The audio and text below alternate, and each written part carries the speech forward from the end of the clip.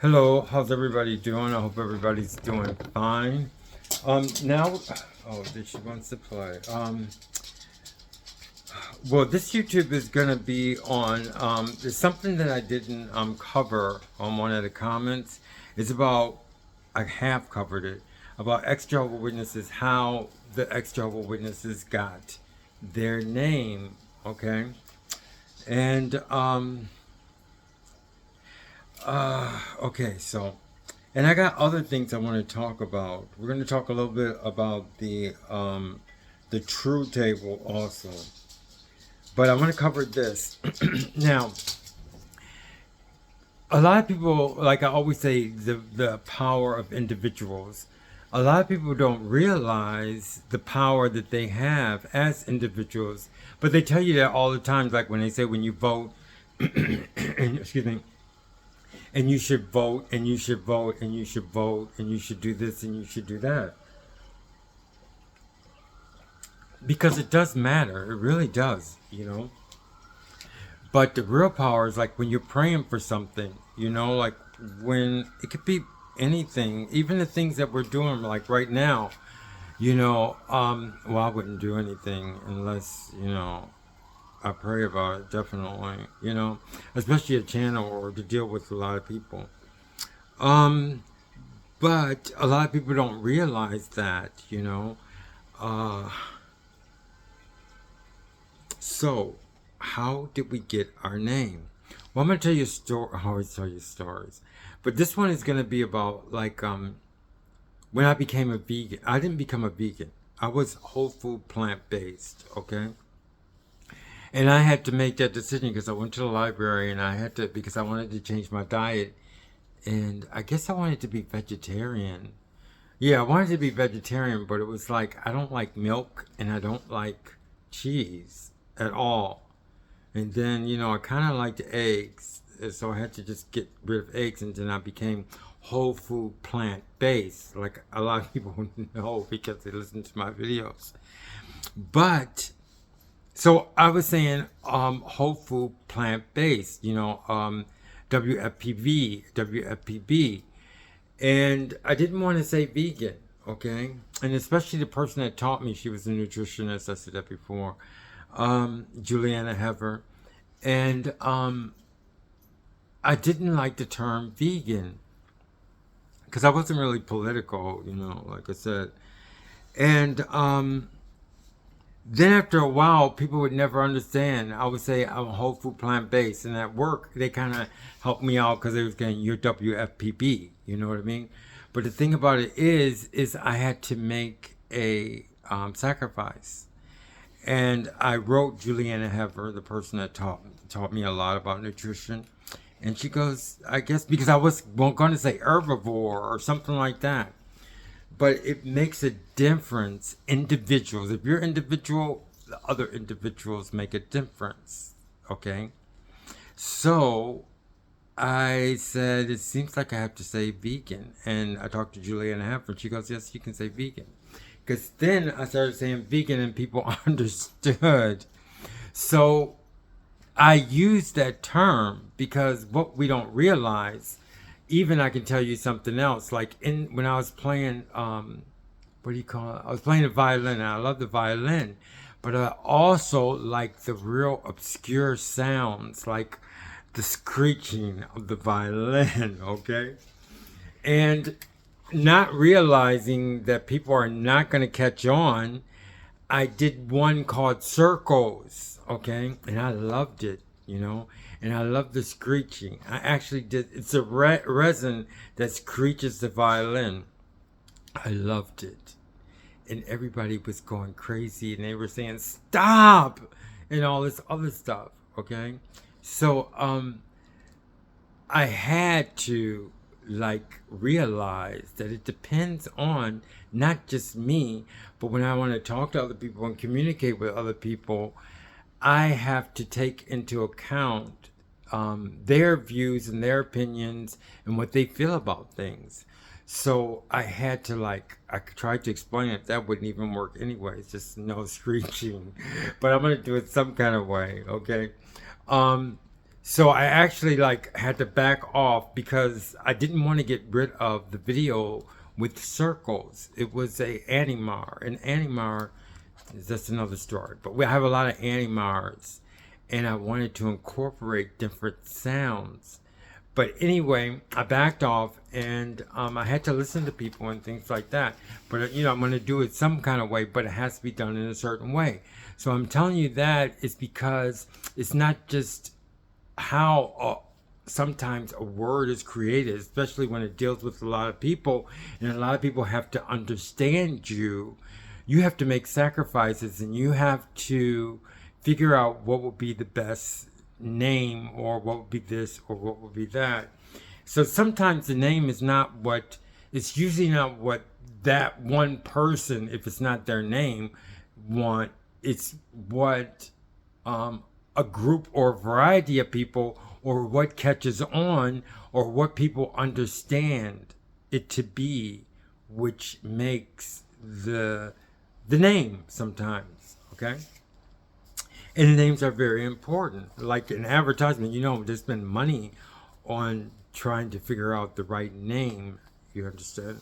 So, that's the story to tell you that Jehovah Witnesses, most likely the name evolved. So before I get into further with that, Christians made it. Like, for instance, I always talk about Christians. Like, I can actually say that the name probably evolved. They left their Jewish culture. They actually left their Jewish culture. It's something like, okay, we left Jehovah Witnesses. I'm just using it as an example. Okay, so they left something that they didn't agree, not that they didn't agree with. I'm not going to say that, so forget about this story. Jesus was so inspiring. They saw him as God, as the Christ, okay?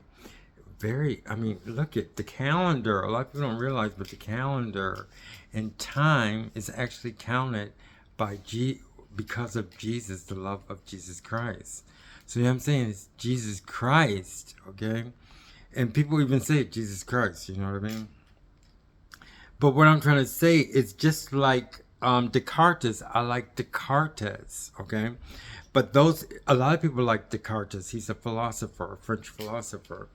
And the people who like to follow him, okay, people follow him, they call him Cartesian. So I would be called Cartesian because I follow a lot of his ways and I learned a lot from him, okay?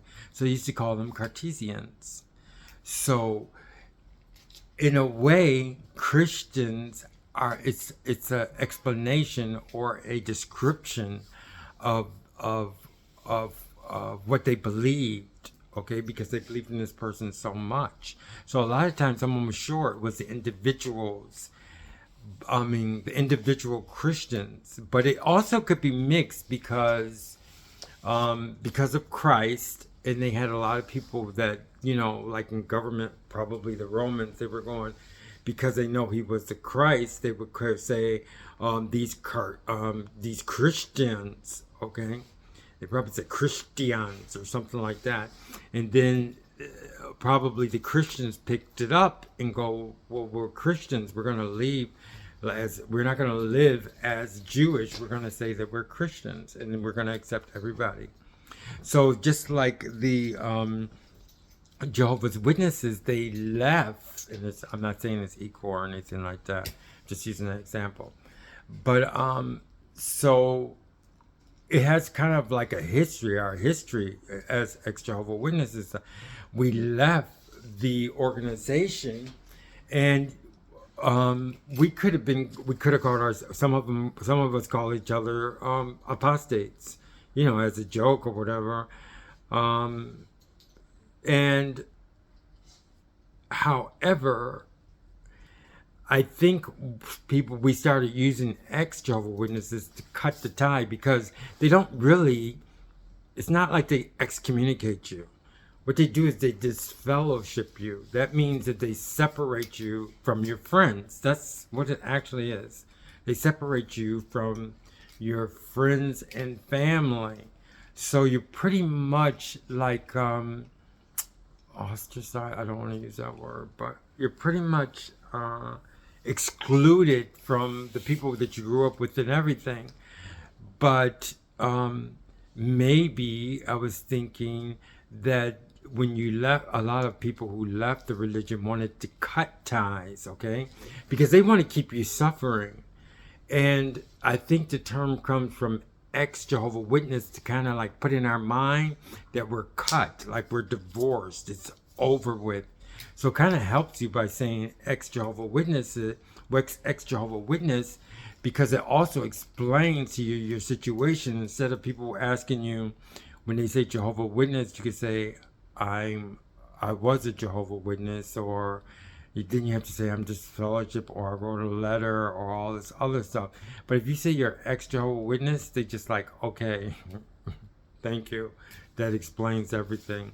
So I think it was a decision of individuals, and it was the best way to explain the position, and it's very catchy.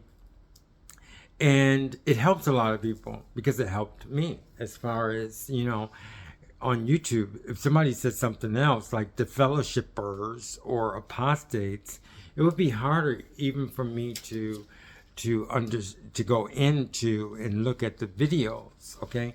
But when I see a group of ex-Jehovah Witnesses, I can categorize it better, saying it could be anything. I mean, they could leave someone's saying they could leave the truth. They could leave the organization for any reason. And it helped, and I felt really proud about At first it was scary. I already told you that. But then I said, these Exjehovah, they're so organized. There were so much nice videos.